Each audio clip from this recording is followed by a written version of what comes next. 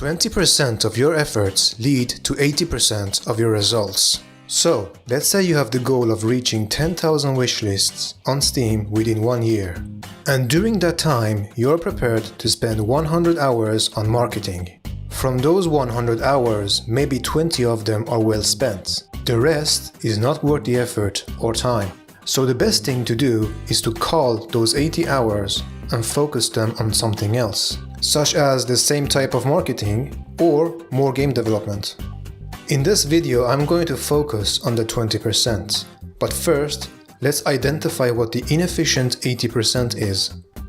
Social media is one of the inefficient ones. Yes, there are a lot of successful indie devs on Twitter using #GameDev and #IndieDev, but many more are failing than succeeding. And keep in mind that the game devs who have gained thousands of followers on social media may have been at it for years. If you have alternative reasons for showing your game on social media, go for it. But don't do it just for marketing. Next, we have mailing lists. I have spent way too much time on this one. I have even tried to find creative ways to incentivize people into joining. So far, I got 10 people. Mailing lists are good to have, but don't put too much effort into them. Next, conventions. Or should I say, conventions that need physical presence. These are expensive and they're not worth the money and time. I have so far been to 2 conventions, CoxCon 2016 and Comic-Con 2017 in Stockholm. It was fun, but in my opinion, if you don't have something to sell on site, don't go to them. If you're going to a convention to demo your game, you will get feedback, but it won't be QA level of feedback. And people will probably not remember your game, unless of course you convince them to join your mailing list. Remember when I said I only got 10 people to sign up to my mailing list? Well, those are from my website. From the 2 conventions combined, I got 200 people to sign up.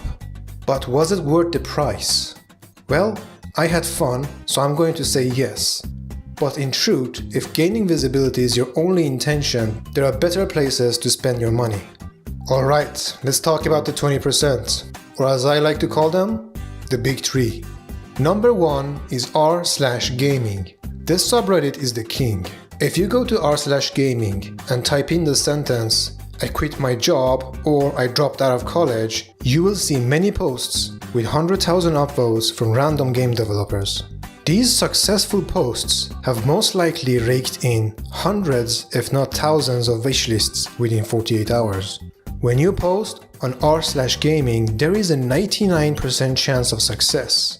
There is also a 99% chance that the mods will delete your post within 1 hour, way before it even reaches 1,000 upvotes. Here is an example of one of my posts that was doing well. It got nearly 700 upvotes before it got removed. Last I checked, it had 50,000 impressions. For some reason, Reddit hides impression data when a post gets removed. I hate this. These numbers were gained within 2 hours. If it hadn't been removed, this post would have at least gained 10,000 upvotes and nearly 1 million impressions, supposedly. When I appealed the post, the mods brought up the 10% rule. On Reddit, less than 10% of your account's posts should be the promotion of your own work.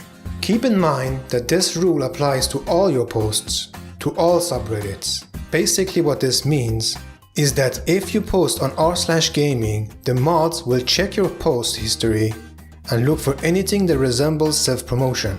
So for example, if you're showing off your game on r/Unity or r/GameDev, these will count despite the fact that they are not in r/gaming.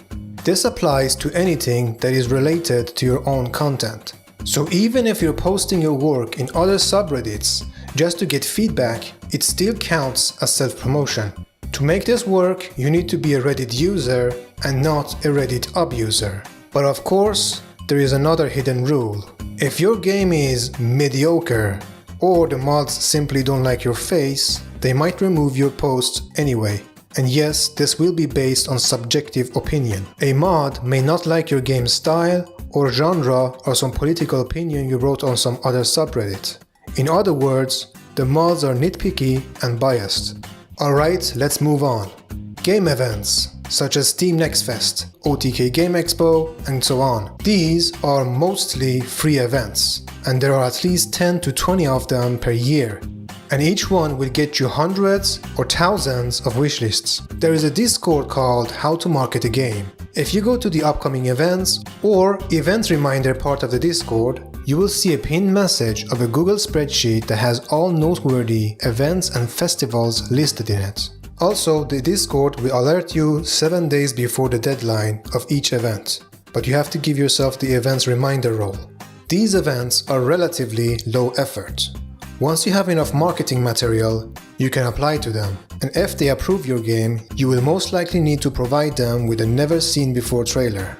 However, these events are very curated, so getting accepted will be a challenge, except for Steam Next Fest. Now, let's talk about the last piece of the puzzle, and this one you probably already know about it. YouTubers.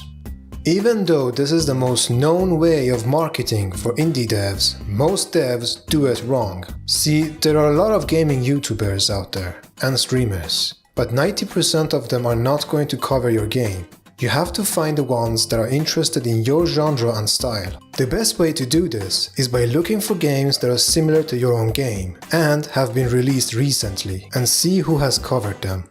And then start adding the YouTubers to a list. You also need to know how and when to contact them. My suggestion would be once when the game is announced, once when the demo is available, close to your Steam Next Fest, and once when the game is out, 1 week before release. And that's when you send them the keys. And then one more time on release day and send them keys again. And after that, you can do one for every major patch.